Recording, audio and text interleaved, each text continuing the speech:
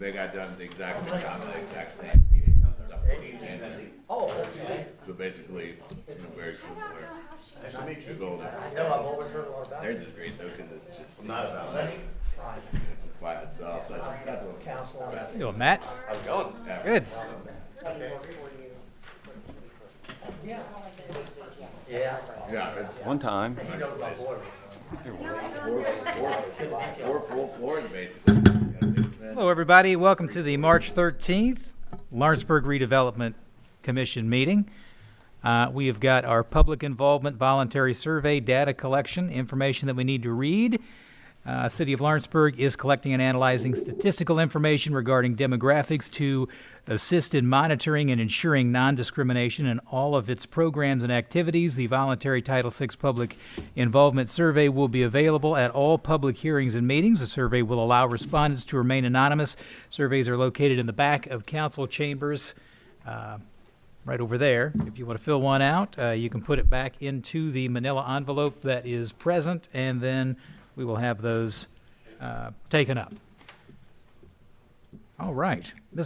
Miss Hermish, can we get a roll call? Yes, Executive Director Brian Messmore, Here. President Richard Richardson, Present. Vice President Lenny Fryman, Here. Secretary Kevin Schaefer, Here. Member Janie Wilson. Here. Member Brian Johnson is absent.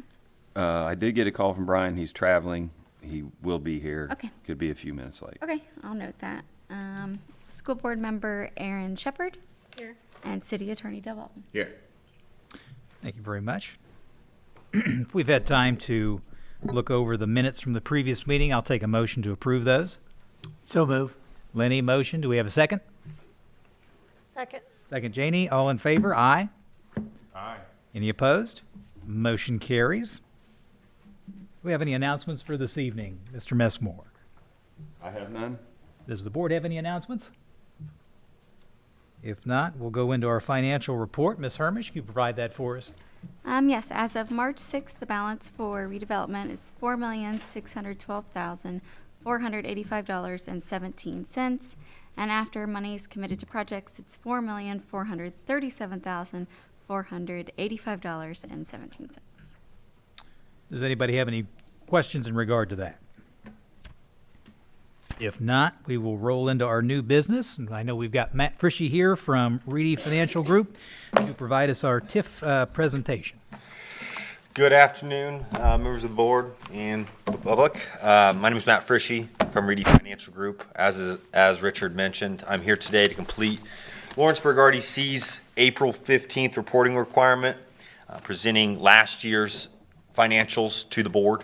You should have all received the packet that I sent around last week, which basically I'm just going to go over today to satisfy our reporting requirement. I believe last year what we did was we then shared this report with council and just provided it to them. And I believe there may have been a posting online as well. I'm not positive on that part, but I know we shared it with council. So that'll satisfy the other portion of the April reporting requirement.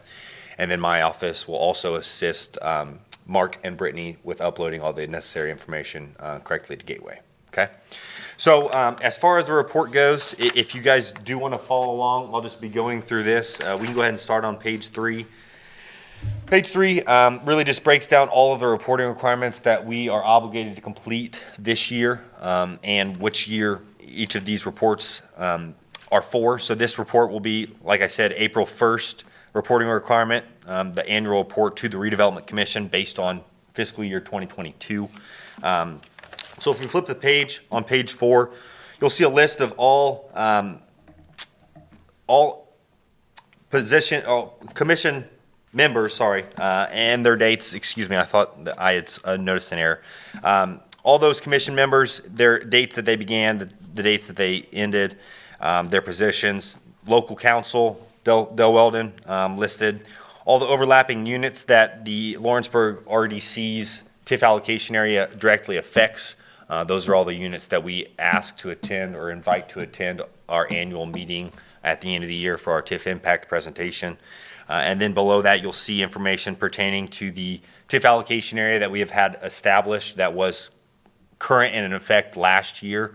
I know this will change. This report will change Moving forward, as you guys know, we completed the creation of the new US 50 corridor allocation area. So in future years, you'll see that listed below this current and existing Lawrenceburg Downtown Entertainment District allocation area. So you'll see the declaratory adopted date, the base assessment date based on that adopted date, and then the first pay year that we expect those AVs to start falling off, which would be pay 2044. Flip the next page, page 5 and page 6. Those are going to be our financials for the year for our allocation area account. Now, keep in mind, this is the account that these property taxes flow into, and then what we do with those property taxes, those are the accounts that we're reporting on, okay? So you'll see really the main purpose and the main use of our property tax TIF funds is still going to use obligations that we had outstanding since 2019. We issued those debts to pay for the Civic Park, and that is being repaid with those TIF revenues. So that's what you'll see on page 5 and page 6. And then subsequently on page 7, you'll see those two debts outstanding for the Lawrenceburg Redevelopment Commission and those revenues to be paid. So you'll see on this the amount that we had due last year and how much we paid, and you'll see that the amount that we paid equaled the amount that we were expected to pay on our obligations. Finally, after that, I won't go through each one of the parcels, but after that on page 8 and 9, you'll see a breakdown of all the parcels that make up the Lawrenceburg Downtown Entertainment District allocation area. And that is all the information that we are required to report on this April reporting requirement. If anyone has any questions, love to answer them. If not, like I said, the presentation portion we'll consider complete. We'll make sure that it's shared with council, and we'll get the gateway upload, and we should be set for all of our April reporting requirements, and the next one will be June 15th. Does anybody have questions in regard to this? If not, Matt, I appreciate you coming down. Yes, Taking the yes, time sir. for this. Yes, sir. I was in the area. All right. Thanks, guys. Always Appreciate good to it. see you. Thank you. Have a good one. Drive safe. Careful. Next, under new business, we have Dave Gunther with D&D Vending. Thanks for the opportunity to come in here and say a few words about D&D Vending. Actually here looking for help and assistance in growing our business, enhancing what we can do for the city of Lawrenceburg as well too. But before we get into that, I want to tell you a little bit about D&D Vending. So some of you may know, some of you may not, but been around and associated with the Lawrenceburg and Lawrenceburg-Greendale area for quite some time. But to take it back past that, our owner, Vince Clee, who couldn't be here since his regards, had family things come up down in Florida on a golf course with 3 brothers. That's pretty important now. Yeah, it's important, but it's good. He asked Tracy Leak and I to come up here and just say a few things about it and give you a little bit of an understanding of the growth of D&D Vending and how long it's been in business, so that you understand what it is we're all about and what we do, not only for ourselves, but how we help and assist in the community as well too. So our owner started the company in 1976. First 10 years really operated out of his garage. And in 1987, he purchased the old Neary Candy building down on High Street, which some of you may remember. But that was soon deemed to be too small for the operations that he was looking to grow to. So he moved over into Greendale in the old elementary school building on Ludlow Street, or maybe it's a junior high, I'm not quite sure. What is it? Middle school? Middle school. And that was back in late 87. 1989, he decided to go ahead and start his own business, growing it from his own building that he could set up to run the operations. That building housed D&D Vending and Queen City Candy, who was also owned by the Clee family. Queen City Candy evolved over the years as the vending company was still growing as well too, and grew to a size in there where expansion was needed. It was reselling and rebagging candy. I know that we provided so some of the parades and other officials in Greendale as well too, just as an opportunity to give back to the community. But the candy business in reselling and rebagging, came across some issues where it was decided he would go into candy manufacturing. So candy manufacturing requires a lot of investment in that, and he was able to do that through the city of Greendale and through some of his own personal investments as well, too. That lasted till 2019. In 2019, a private equity group got interested in the building and the manufacturing capabilities, primarily because the same products and machinery that you manufacture gummy bears and gummy worms can manufacture gummy vitamins. So you can sell gummy worms and other candied items like that for about $1 a pound, and gummy vitamins for $5 a pound, and so therefore it's a no-brainer on that, with about 27 cents worth of additional ingredients to go ahead and move up to that. So that private equity group invested in the capabilities, manufacturing capabilities and distribution capabilities of that building there. It was branded as Batera, so if you look behind Hag Ford, that's what it would have said there a couple years ago. They invested quite a bit of money in there, and in 2021, the PEG sold to, Highlander Group sold to another group, a company, what do I want to say? It's a pharmaceutical company basically called Catalent. Catalent is growing and putting some additional monies into that building, expanding capabilities, and shipping a lot more out the door than ever was imagined for that particular building. Through the time that Vince worked with Batera, he was able to stay and maintain the vending operations in there. When Catalent came in, larger company decided you cannot have co-inhabitants of the same building. So he was forced to seek a lease, which we did down at the old Polycraft building down the road there, which allowed him to keep operating. But over that year that we were in Polycraft operating, it was deemed that we needed to have a building of our own. And we looked at several locations, focusing primarily on the city of Lawrenceburg. And that's critical because 90% of the revenue stream for that vending business stays within 10-mile radius of here. So being in close proximity is a good thing. In August of last year, we found a location, and it's the old Sinorama building. We took a look at it. It was pretty rough, pretty highly branded, but the proximity of our customer base and also the location on 50 Highway, we knew would be a great investment. So Vince made the investment in there of his own money of $1.1 million, and that secured 4 buildings basically, the one that owns and operates a dental office out of, and then 3 buildings at the 1210 East Parkway location. As we're going through the remodeling, we determined that it would be feasible for us to operate out of the back 2 buildings, and we would open up that front building as a lease, another leased standalone 2,000 square foot deal. We're planning on that about the second quarter, mid-second quarter, being able to have that in, and we're glad to say that we signed a lease about 2 weeks ago, and working very hard to get that new tenant in there.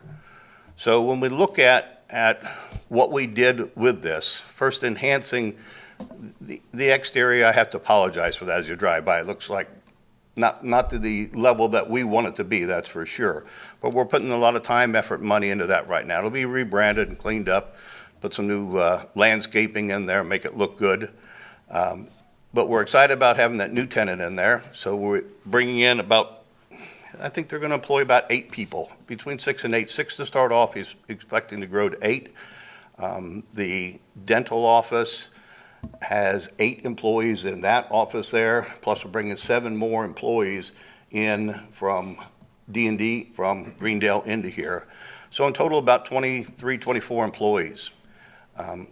That's not much, I know, from an employee standpoint and a growth standpoint, but we are protecting those jobs and that income in here. The annual payroll on that, for that group, is $1.5 million or so, roughly. So it's not little, it's not big, but we're looking to make it grow, looking to do more with it. So we are happy to have the opportunity to come here tonight and tell our story a little bit. We are looking for assistance in anything that would be available for supporting our growth and our initiatives to bring new business opportunities in the city of Lawrenceburg, and open it up for any questions you may have. Is it Catalyst Pharmaceuticals you said they sold out to? Yes. Catalyst? Yes. That's okay. The front building, you say you want to lease that during the second quarter of this year? Yeah. That's the we- idea? We already have it up for lease, and it's already have a signed lease on it, so it worked out well. Okay, So that, Matt, I'm sorry. go ahead. So does that where you account for the, it says here 8 to 10 additional employees? Yes, uh-huh. So when we're thinking about where everybody's coming from, that's, Yes, that is part of it, yes. and are those, They're from Aurora, Northern Kentucky. They're coming in from different locations in there. It'll be a real estate office with the, yeah, yeah. okay. You don't have to go any farther than you need. Okay, Curious where the workforce was coming from. right. I was just curious what sector it was going to be. I'd like to know a lot of things, but I'm not sure what I can find out. You can ask anything. No, that answered my. I'm here asking, so you can ask anything back. How many employees will D&D vending? I don't expect to grow above 7. What we're doing is consolidating and managing the yield versus trying to grow the business.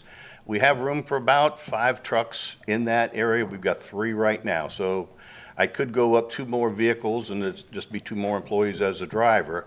But it kind of depends if we have the right mix of customers in there. And we don't need practice, we need profit. The market is growing and changing dramatically going into micro markets. So it's a real delicate decision, and we have a lot of discussions internally about whether or not we're going to go on and take on new clients. If it's right, we're going to do it. If it's not right, then we won't. We can't be the cheapest because it just doesn't work. The model doesn't work. It's not sustainable. By being in business for 47 years, we know what it takes to be sustainable. We know what it takes to keep going, keep the doors open, and we can't cut corners on that. Any other questions? So Dave, I'm curious. Yes. Mr. Klee couldn't be here. Yes. What's your relationship with the organization? It's kind of weird. I retired from UPS with 40 years in 2014. I'm not a person to sit around. Vince and I used to golf together a lot.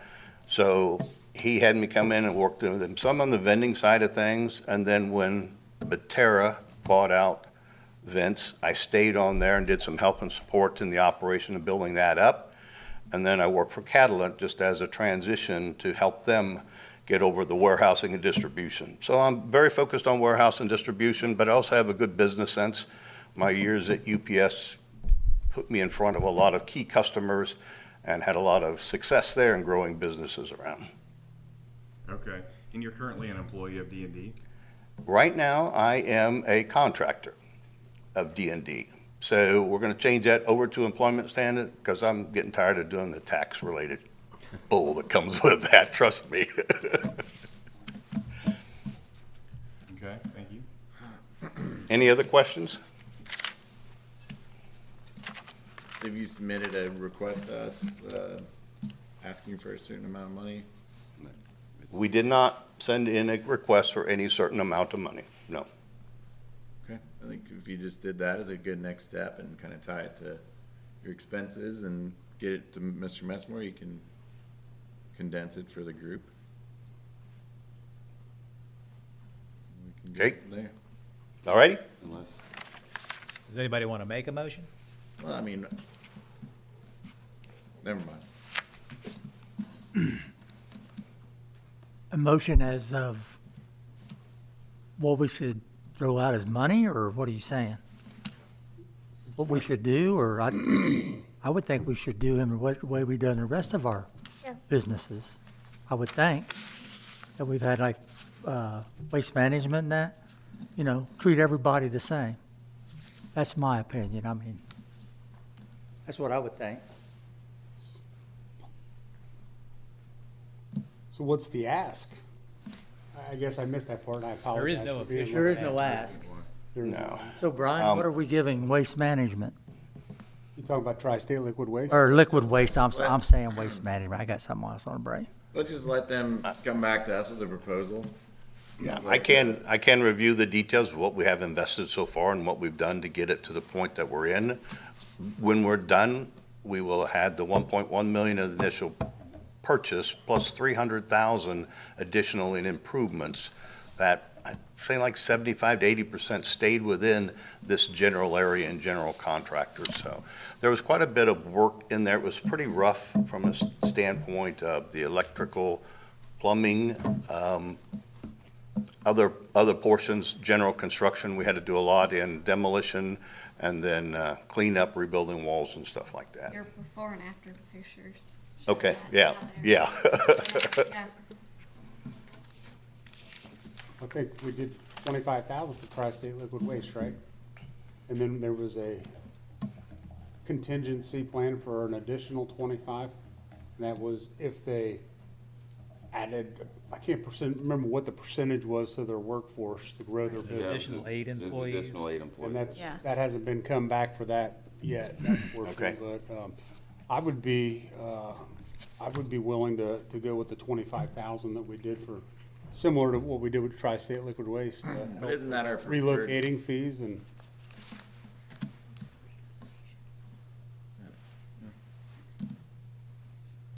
Was there comment or not? I just Nope. thought that was our preferred business program, No, 25,000. no, that was not preferred business. It was 25 up front, or 25 at occupancy and 25 when they met their employment goals. So Okay.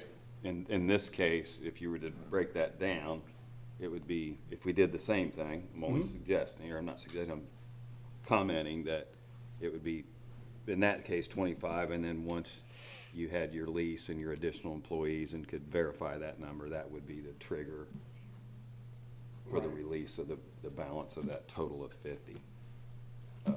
And of course, you know, we put in the agreement, you have to stay in business 3 years, and there's some normal clawback. Right. language in there, Uh-huh. which is, We're willing to supply anything that is required. I'm kind of new to this. Vince has kind of been through this, not with Lawrenceburg, but. Yeah, so what, understand you it. know, I mean, in that case, we would, you know, take a snapshot, a static snapshot of your, you know, we can black out the names or whatever. Right. You're comfortable with of what your current payroll is. Yes, So that we can verify that you have the 6 or 7. yes, And then when we got the new business in the new lease space, we would have to provide some can do documentation that. that verifies that those employees actually exist. Again, we can. Yep. You know, redact any. What that percentage is, I think is something we need to hash out, because I don't know what the plan was, but, I mean, if we did something similar to that with the 25,000 up front with an additional 25, after they hit their numbers as far as, how many people were you guys looking to add to your current workforce? well, there'll be 8 additional ones coming in from the lease, 7 or 8, I don't forget what it was, 7 or 8, yes. So what are you currently at? We have 7, let me go back to my notes. I don't want to say the same thing twice. That's why he missed a little bit of it. Essentially, they're bringing their employees that they have now. Which is 7? So you 7, wanna about- add yeah, 8 7. Additionally? The 8 addition are from a new space that they're gonna lease out. They're And gonna they're lease out. also retaining 8 positions in a currently leased building. So it's as- vacant Well, where's that current lease space? right in front. There are 3 buildings. This is the front building. They're gonna occupy the back 2. And then they also own the dental office next door. Oh, okay, so you're talking they're the bringing- additional you picked up an additional building and you're gonna keep that, I understand. Yeah, Okay. put it that way, yeah. They're gonna renovate them. Yeah. So we can't really, I mean, I can see if we got them, he's got them renovated, but we can't say You're not really him bringing about how many employees. additional, Yeah, we can't. Yes, the third building is additional new employees to Lawrenceburg. but the dentist office is not. That's retention. Yeah. We retain that plus the 7 D&D employees coming over. So there's new, retention, and current. But the current are actually new to Lawrenceburg. That's correct. Yeah, yeah. Anything else? Anybody have additional questions? If not, are you Making a motion. You're making that motion? 25,000, yeah. making the motion for the And then the 25,000? additional 25,000 after we get that all hammered out in the contract, whatever that number is. Yeah, but what are The we, opportunity is there to come back for additional appropriation. Yeah, I mean, in the proposal, it says 8 to 10 Additional. additional. So, you know, we would, Okay. you know, that would, I mean, once that space is leased and there's 8 positions You there, can- then yeah. Yes. that'd be the trigger. 8 additional for D&D vending. No, that's for the, So we're holding them accountable to something that's a bit out of their control. What is it? Yeah. It's not Yeah. their business. They're just leasing a space. yeah. Who owns the It's, other places? They own 4 buildings. They're gonna retain 8 positions, it's already occupied. They're gonna bring 7 from Greendale to Lawrenceburg, and they're gonna lease a new space that's gonna bring 8 to 10 employees. That's a dentist? No? No, it's, They're leasing that very front building that used to be It's like a the new front business. face of Sinorama, right? that is correct, yes. Used to be where you'd see Sinorama. That's what they're gonna lease out. Yes, that front You building, all 2,000 square hold foot. Back buildings for your business. Yeah. Yeah. That's what I think we should do. Yeah, maybe bring it back after we. So why don't we just go ahead and approve the 25,000 right now for tonight?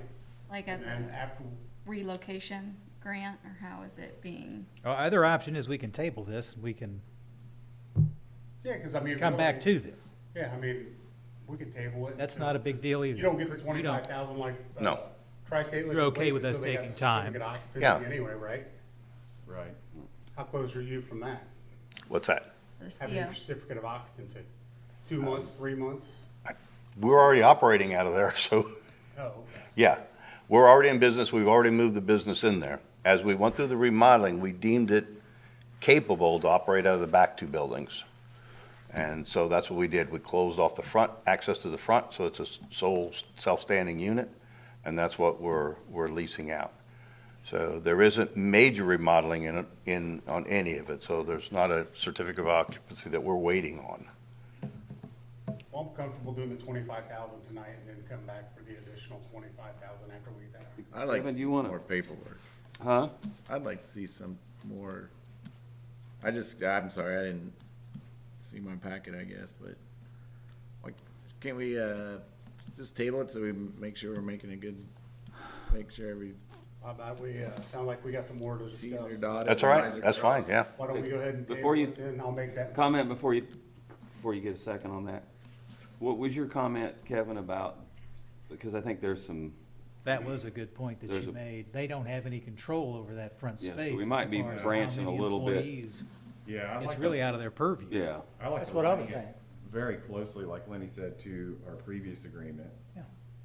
Creating a framework for what we're willing to do, Right. them coming forward with what they've spent and what they're asking, and then we reconvene next month. Well, let's, Okay, we'll follow, so you're gonna rescind your motion I'll rescind my motion. and make a new motion to table? Table it until next month. Motion's been put on the floor to table. Do we have a second? I'll second. Second by Lenny. All in favor? Aye. Aye. Any opposed? Nay. Motion carries. all righty, Appreciate it. got it. Thank you very much, appreciate it. Glad to have you For in your town. presentation. That's very good. Thank you.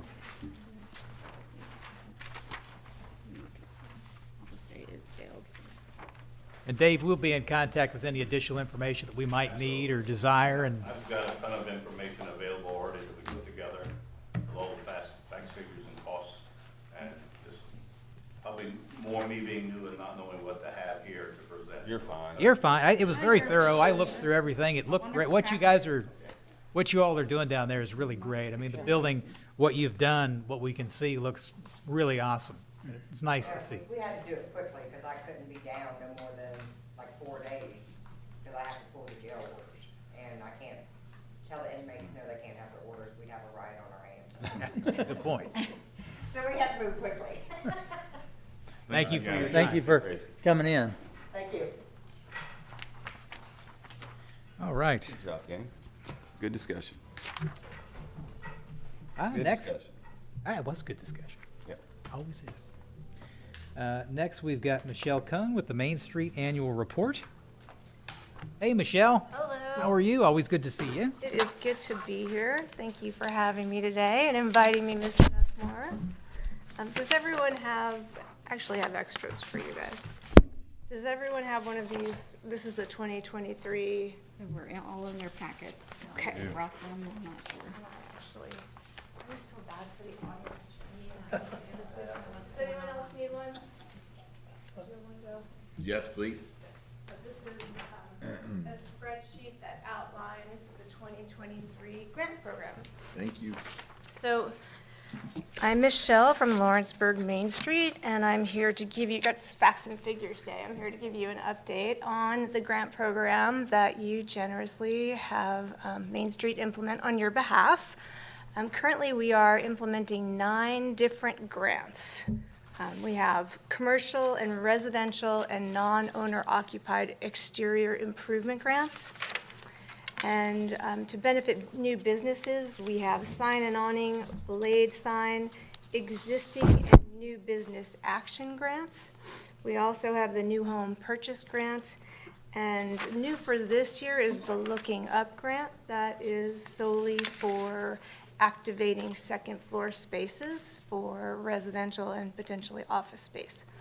So we are lucky as a community to have those grants available. I have Main Street communities reaching out to me several times a year asking, how did we get to be so lucky to have all of the grants that we do? So again, thank you.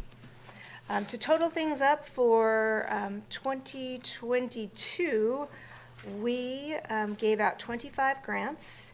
We distributed $81,500 in funds, and we generated $112,600 in private investments. We helped to open 12 different businesses, and just good news so far in 2023, we have had 5 new businesses open in downtown. So we're very excited to see all of the development. Just for fun, because I am a numbers geek, I calculated the grant numbers from 2018 to 2023. So that's the time that I've been working at Main Street. In that time, we have implemented 202 grants. We've distributed $802,000 worth of funds, generating private investment of $1,758,000. We helped to open a total of 44 businesses, creating 170 new jobs. So the program works. Does anyone have any questions about the program or those How many numbers? businesses have you helped open, did you say, since 2018? 202. Businesses? Yeah. 202 grants? Or No, wait. Oh, yeah, wait. Sorry. 44 businesses. I was going to say, that's, businesses, how many still are open? I would have to go back and count that. I mean, I would think, do you want to We jump do have in? data on that. The mayor presented that at the State of the City. Yeah. We've And only had they're a almost couple walk away. There are only like 2 to 4 maybe that close, and that includes the pandemic. So part of his speech was discussing how in the midst of, because this is from 16 to present, so in the midst of the pandemic with COVID relief funds, utility forgiveness, and then obviously all the great work that Main Street does, not only were these businesses able to be open, but they're all staying open, knock on wood, and that's why everything gets worked on so hard here, because when you guys make decisions, you don't make them lightly. You make them as recommended by Michelle or Jenny Fowler, Mr. Messmore, Ms. Hermish, giving us the best chance to invest in really quality opportunities. So we've been lucky, but it's the result of a lot of hard work. Any Any additional more? questions? Okay, now I'll just give you a quick update on Main Street as a whole. Thank you. This is our annual report for 2022.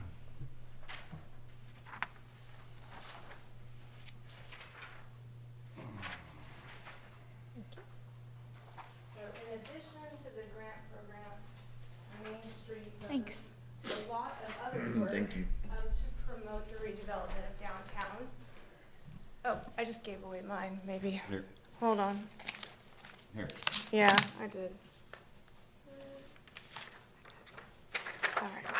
So at the top, you can see that in 2022, we generated $50,000 of grant and sponsorship funding. That's a number we work on every year, try to increase it. There's a lot of businesses that want to partner with downtown, and we work hard to tailor a sponsorship or support opportunity to the business.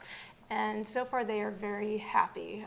When we go back, and maybe specifically with our farmers market, if we're looking to bring in more programming for families and kids, more education, and we wanted more funding to do that, Sycamore Gas is our title sponsor, and they wanted to keep the sole sponsorship. So we find that we bring a lot of value to the sponsors that we bring on, and they want to continue to be involved.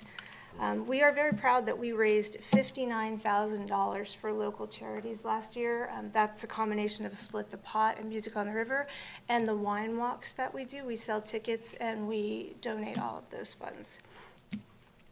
Oh, we managed $280,000 worth of funds on your behalf, and our, I don't want to call it a stipend, but our, maybe it is our stipend from the city of Lawrenceburg is $365,000, so that's our basic budget.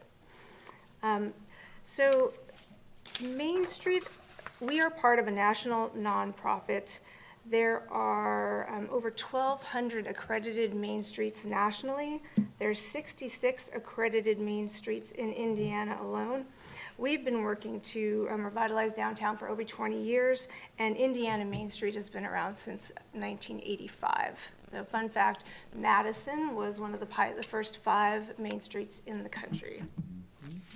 I think under promotion, so there's 4, There's a couple of us here from Madison. I was gonna say, there's some people who know. So Main Street gives a tried and true method for redevelopment. There's 4 points. You can see under economic vitality, a lot of that is this grant program that we just went over. I think people are most familiar with our promotions. We produced over 85 events in downtown last year, attracting 50,000 visitors. We had engaged 900 volunteers that worked 475 hours, and our ice rink attracted 8,000 visitors during the 2 months that it was open, and 2/3 of those visitors are from outside of Lawrenceburg. So the little ice rink has an impact, and we're also more profitable. We changed our pricing structure, so we generate more profit this year, and we're able to operationally not need support from the city. Renting the rink and skates and things, that's another story. But on an operational basis, this year it was self-sufficient. So we're happy with that. For marketing, we have over 2,600 who've signed up for our e-blast. We have a 50% open rate on that, which is incredible for an e-blast. Usually it's like 3% click it, but people open ours and then click through to our website, so we're very happy with that. We just went over 10,000 followers on Facebook, and that was my goal since I started at Main Street. When I started, we had 2,000, so super happy victory day on the 10,000 followers. And for Instagram, we basically doubled our followers in 2022.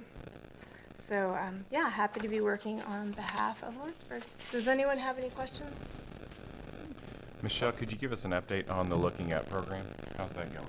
So we have 2 of the grants available, and so far we have approved 1 grant for above the photography studio. There's plans to make 2 apartments up there, but Mr. Kreider's going to go forward with 1. So that is one. We have 1 other grant available. Okay. But yeah, positively received, and housing is sorely needed downtown, so it's an exciting program. When you get a chance to look at those, like, businesses that we've started, and you look into that and see which ones are closed and which Sure. ones are Sure. still operating? Would be interested to see that. Yeah, it is. It's an interesting number. I know during the pandemic, we paid more attention to it because supporting the businesses during that time was critical. The businesses that we lost during the pandemic were businesses that were pretty much ready to retire. So their owners were ready to step back, and the pandemic sort of was the driving factor. That would be obviously an awesome way to measure your Main Street too, is just to see how long we're keeping these businesses after they get the money. Yeah. And that's why I'm just curious. Yeah, happy to do that. Thank you so much. Yeah. Any other questions? Michelle, thank you. Thank you. I'm sad to know the markup on my gummy vitamins. I was like, oh man, I paid a lot of money for those. Thank you. Thank you. Thank you, Michelle. Next up, under new business, we've got Director Messmore for the IHCDA Maple Street. Well, I'm going to introduce Eric Fry. You want to come on up? Sure, sure. So, we're going to be discussing affordable housing opportunity on the Maple Street property, commonly referred to the Maple Street property. It's property on Center Street. It's the property that we've been discussing for quite some time about getting remediated and getting that property suitable for residential development. We will be receiving the bids for that remediation in our April meeting. I think our pre-bid meeting is next week, I think, but so we will have hard numbers next meeting for the remediation, the restoration of the Maple Street property for residential use. So with that being said, once that property is clean and green and ready for residential opportunity, I'll let Eric introduce himself and discuss a homebuyer program that we've piloted in Columbus and been successful and creating some great opportunities for first-time home buyers. Okay, there was nothing in the packet on this, right? I put A little bit? your Kind of a little summary thing? 2.25 page summary. Yeah. I did not include the scoring matrix. I had that paper clipped to something else when I made the copies. want to show the pretty picture. Yeah, okay. Well, yeah. Well, I know you're gonna talk. Thank you. You told me I only had like 5 minutes. You said I couldn't talk. You said I couldn't do my whole hour-long. I sit on a board with Eric, so we have a. Actually, We can share. You can share, and Yeah, that way we you can can see share. the pretty pictures too. So, yeah, I'm Eric Fry. I serve as the Executive Director of Administrative Resources as well as Southern Indiana Housing Community Development Corporation. And tonight I'm here on behalf of, I'll just say SIHCDC, the acronym for let me it. throw one more thing out. Oh, no. So we're also responsible for helping us get the owner-occupied Yes. rehabilitation grants, Yeah. which are 18, I think. I think that's right. Total homes being supported by Yeah. that program. Now, council funded the match on that, but, without their organization and their dedication to serving that population, it wouldn't happen.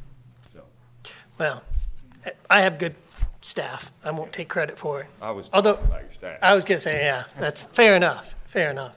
So the program tonight that we've been working on is a homebuyer program, and it's kind of a two-pronged approach, but the idea is to develop market rate housing that we then make affordable. And the goal of it is not just to build these houses, but to also kind of build homeownership qualities in the individuals in your community. And so the way we've been doing this is we first kick off a homeownership counseling program in the community. And we get sponsorships and partner with local banks, and the banks will then basically underwrite it so that we can offer it to the community for free.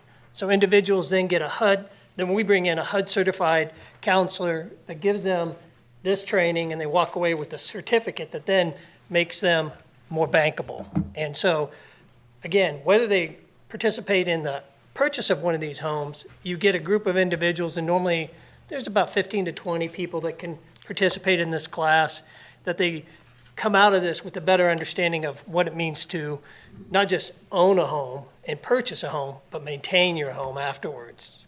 Most of the people we deal with are first-time home buyers. They've been renting. They have no concept that they're going to need a lawnmower, and they're going to need, money for maintenance and upkeep of their homes, that they need to change their furnace filters, on a regular basis. So it's really a really nice program that we offer.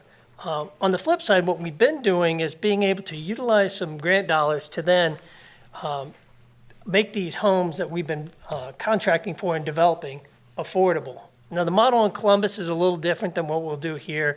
In Columbus, we've been able to tap into the school building trades program, who had been building homes for a long time.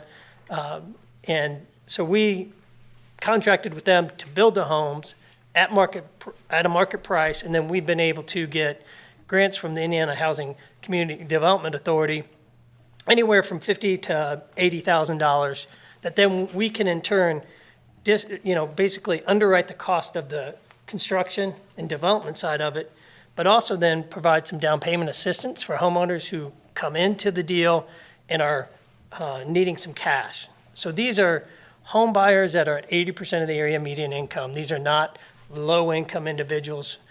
We found that most of them are individuals that are younger and are just trying to get into their first house, and the cost of the market right now, they just can't seem to make that jump right away. Any house that they've been looking at least we've seen in Columbus, we've seen it in all the communities we work in, and we work in a 10-county area. The cost of housing right now is outrageous for a first-time home buyer to get into. So we may build a $200,000, $220,000 house, but we can then make it affordable to those individuals. And the process is us looking for ways to partner with the community, and in Columbus and what we'd actually down the road be looking for you. I'm not going to make an ask tonight because I know he's going to be all over me if I make an ask tonight for some money or anything. What we'd be looking for is the way for this model to work is for us to find property that can be donated to us, and that's why I think this is ideal for the Maple Street property. In Columbus, we used some blighted properties the city cleaned up and then turned over to us, and then we were able to build infill housing there. In this case, the lot's already cleared, some remediation, and then we can build houses on it. And then, again, we partner with, in this case, we'd be looking at a local builder that we'd be able to contract to build at whatever the cost they build at, not asking them to discount it to us. We'd expect them to build a quality home. And if you see in the pictures, one of the things that we really focused on is we don't want to build a house that looks affordable, that looks like it's been built for somebody just to come in because they can't afford something. We want something that fits the neighborhood, that is a quality home that then we can in turn make affordable, because that's the only way to really help the neighborhood as well as the buyer. So that's kind of the goal. We work with realtors to help identify those home buyers, those individuals who are needing to make a certain amount of money, but yet still meet our underwriting criteria. And then, we sell it to them. If we provide down payment assistance, we put a lien and restricted covenant on it for a certain period of time. So that's been about 5 years. They have to live there 5 years if they're going to take advantage of this program. If they move out, then we get whatever we've discounted it down to them back to then put into the program. Anything we make off of this program, as far as profit, we have to put back into the program as part of the grant agreement and part of our organization as a not-for-profit. That's the model. So then the more we do this, then the more volume we can do, the more homes we can do. And so far, we're now on our 5th home under this program, and it's been a really great success. And then when we look to find homeowners, we do have this metrics that we use. Last time, I think we had 5 people apply for the program, and so we look at how much they're putting as down payment, what their background is. Obviously they have to complete the course. We have individuals categories for, like, if they're a teacher coming to your community, then we'll give them extra points and prioritize in that way. So it's again worked really well in Columbus, and now we're really kind of encouraging communities that we work with to consider this program, because the model's been really successful and we've got nothing but positive results from it. So I got a question. sure. I noticed here that you guys used the building trades program with the basically Columbus School Corporation. Is that something you plan to do here? Because my concern is we don't really have a building trade program here at Lawrenceburg per se, where most of our kids will go to the career center. Right. So I just wondered, if that's gonna have a huge impact on, trying to find, or we're just gonna use some local contractors, is that the plan? I've already kind of put the feelers out to local contractors, and I think a local contractor that has done some work around here, we've found that there are local contractors that can do this. And that's kind of our thought. Not every community we work with has a building trades program. In fact, in a couple communities we were looking at, ironically, they bused their kids to Columbus to be in this trades program. So we know that that's not a model we can do everywhere, but we found that there's enough interest from, these smaller contractors that build quality homes that can do, and I guess to clarify, we're not talking about building. On this lot, I think we're estimating, let's say you could do 5 homes. We typically build 1 or 2 a year. So I think, your smaller contractors, builders can do that. And I think that's our hope. No, I think it's great that you use the kids from the building. I know. I wish that we could utilize it here, but we're not big enough. Yeah, That's a great program, it sounds like. yeah. So would you put the project out for bids? Well, technically we don't, but we would solicit quotes. We wouldn't do a big formal public bid like you guys have to do, but we would look to find a builder that can give us kind of in certain circumstances, we'd look for maybe even a design build if they had that capacity. So we'd look for builders that maybe even have the ability to do internal design work and then get quotes on their construction costs, so. Okay, but you select a contractor and then that's the contractor. It You is. don't talk to multiple to get the best price. Well, yeah, we would. I mean, as part of the grant, one of the things we do, we get more points if we actually solicit price and get some cost comparisons. So we will do that. But again, I don't know how many we're gonna find here, so it may be just a couple that we reach out to. But yeah, we would look for those opportunities. Any additional questions? I'm curious, Comments? can the person that moves into the house then sell the house, or do they have to stay there for 3 or 5 years? 5 years. Okay, Yeah. And we do it typically on a prorated basis, so if for some reason something happens and they move out in that 5-year period, then it would be prorated for whatever period of time. So if they were there half the time, then they get half of it basically forgiven for staying in it that long, so. okay, That's similar to our program. right. It's 3 years. And then who typically moves in? So you've done 5 of these. Are they 24-year-olds? Are they 40-year-olds? Most of them have been 24-year-olds. We, the individuals that we've done so far, the first one was a social worker, worked for a substance abuse program. Next was a couple that moved in, and they were both working in the service industry. They worked at a restaurant. She was studying to be an accountant, and I think he went on to work for the fire department after they got in. Next was a teacher, a dance teacher or a teacher in the public schools, and I think he worked in a factory and then now we're taking applications for the next one, so. Very cool. Sounds like a great program. I love the educational component that it offers to the people. That's a Yeah. really positive, that would have a big impact on a community, I would think, Yeah. especially for a first-time home buyer. Any additional questions, comments? I've got a concerns? couple comments, but I can wait. Start to put this in a package, and I don't know that we have to go all in tonight, but I think we need to understand what we would need to do. So we would most likely, or I would most likely recommend that we would contribute the property once it's remediated, once we have our clean and green letter. We'd contribute the property to the project. We would probably throw in a not to exceed number. I think I was thinking like a 30,000 or something like that for design development costs, because, and all of this is before a decision to go and no-go can even be made. Right. You know, so I mean, you know, there is, you know, if this doesn't work, if there's not grant funding available, then we'll, you know, we'll just, it'll all revert back to us in whatever manner Dell can, and your group can come up with. So we would start with, we're gonna contribute the property not to exceed $30,000 in design development.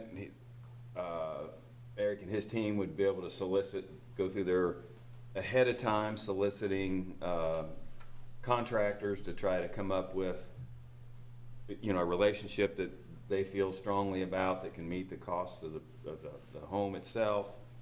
Take a look at that lot, figure out which way to put the houses, how many can fit, and fit within the constraints of our planning and zoning.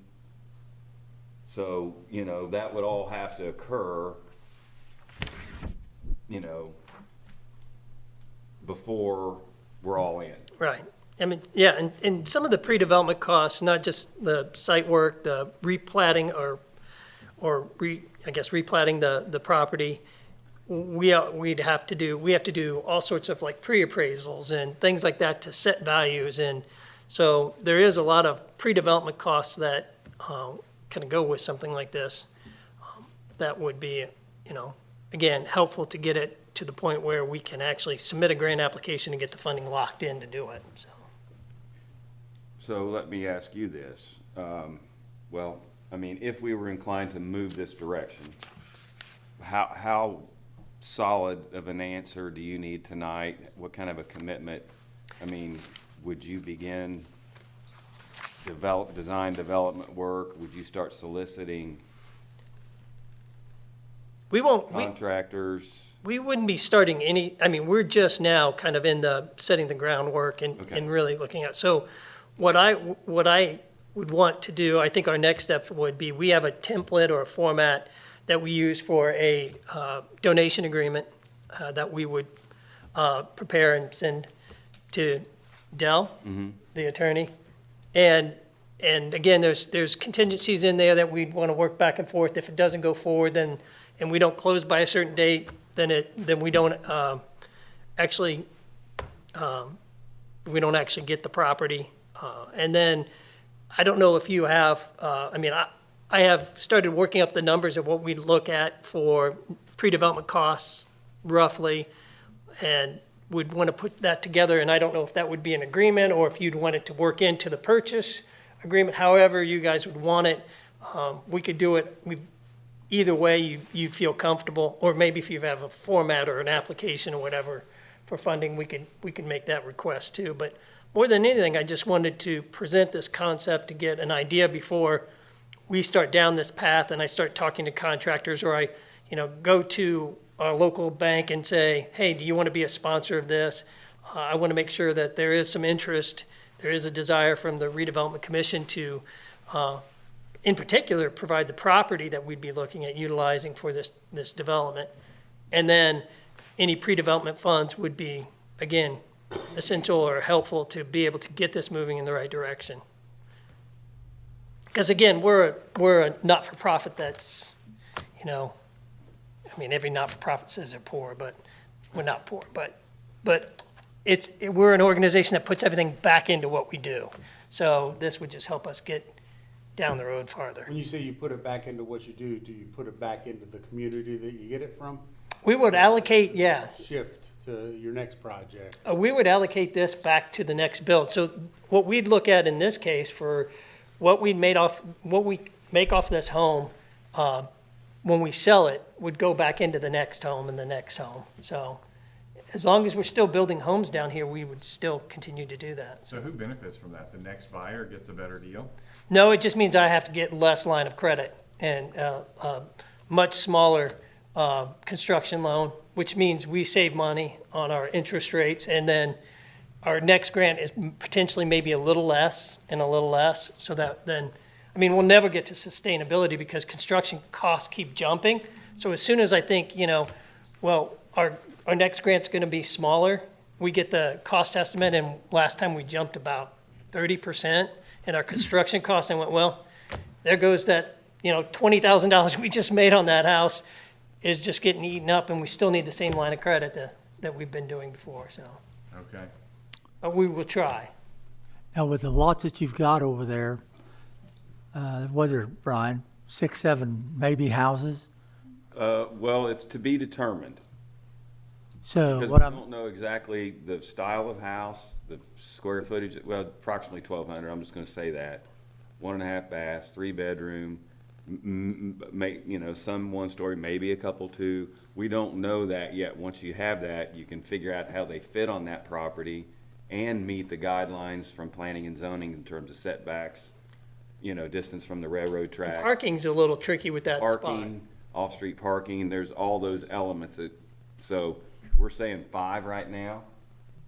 Could be 6, probably no less than 5, probably not much more than 6. so what I'm asking, do we give him all the lots at one time, or would we give him one lot? Or how many are you gonna build at first, just one? We'll probably just do one at, Just one? yeah. So in case something happens, should we give him all the property, or just give him a lot, let him build it? Well, it's And then see surveyed, where we're it's at? gonna have to be surveyed, split. Well, I've heard a lot of that this week. Yeah. So, I think it makes sense to let them have the property and do the design so that they can get their plan on it. If somewhere along the line the plan stops, then we'd have the empty lots available to the city to. The lot would come back to us. Yeah. That's fair. Then once we give the land and pay for the, up to $30,000 for the excavation and whatever. That's for design development. Okay, well, once we're done with that, we're done with it. That's correct. You take care of interviewing the people, getting the people to put in it, get the Yeah. builders, we're done. We'll You're just done. go around and oversee it. Yep. Okay, just wanna make sure of that. Good statement. Is it limited to first-time homebuyers? No. Okay. They have to be, their income has to be less than 80% of the area median income. And here, because you're in Cincinnati, MSA, those numbers are pretty elevated, so that opens up a pretty big window. Okay. So- And I'll Oh. ask again, do you need us to take any formal, or you want to ask this? Or Do you need us to give a favorability, motion for you that we're in favor of moving forward, or? No. No? No, I don't, You don't need that. I don't need it. I just, again, I want to get a sense of what your comfort level is from, maybe a consensus, not a vote, so that when I move forward, that I have the understanding that when I do make an ask or we present some of these documents, because we will have to get with our attorney and spend a little time in putting together these donation agreements and all that you guys are comfortable with this concept, that this is something I hope you feel excited about, and that then we can move forward with it, so. I'm extremely excited about it. I think it's great. And I don't think there's been any negative feedback from the board thus far, so. I think it's a great idea. Yeah, it'd be nice to get some more houses down here. Yeah.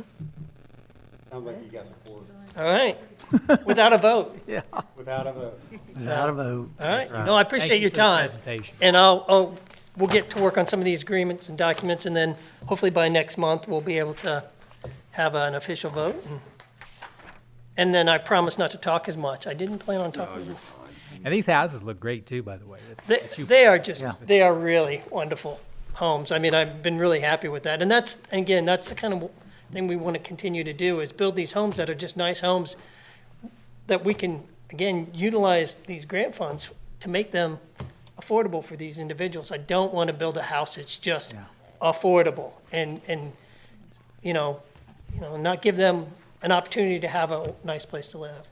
And you see where we did furnishings and, we did the yeah. appliances and everything. Appliances, great. And as long as everything works out, we'll continue to do that. We did washer dryers, and we even let one of the couples got to pick theirs out, and they picked one that played music, which I didn't know they did when they sound off. They had this ringtone to tell them that was, so, fancier than what I have, so. Thank you very much. All right? Yes, sir, thank you. Be safe driving back. Yeah. That is it under our Yeah, I think so. new business, unless there's anything we're forgetting. I'll get you those. Move on to old business. Sure, I'll take a card. I don't We've have got the Main Street report, which is a card. I don't. by and large been provided to us, so move on from that. If we've had time to review the claims, we have a motion to approve those claims. So move.